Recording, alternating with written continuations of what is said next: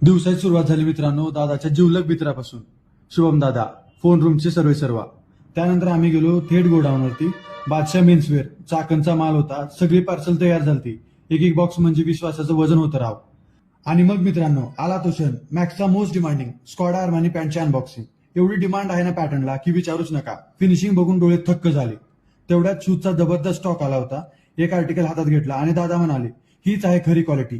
Soul, stitching, finishing एकदम premium म्हणजे premium.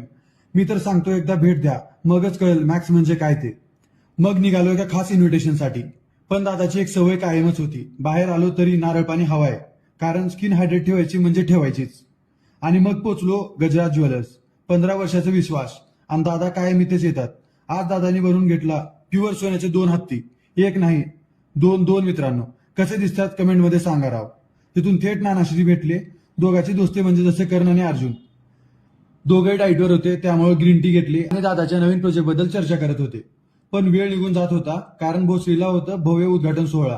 SK hair salon. फेटे बांधले गेले, ओवाळणी झाली. गणपती बाप्पा मोरया च्या गजरात शॉपचे उद्घाटन झाला.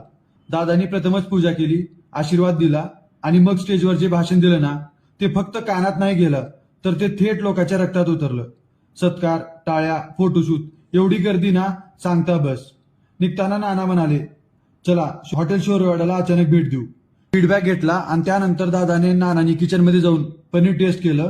क्वालिटी म्हणजे क्वालिटी मित्रांनो. आणि शेवटी रात्र झाली होती पण काम हेच खरं सेलिब्रेशन असतं.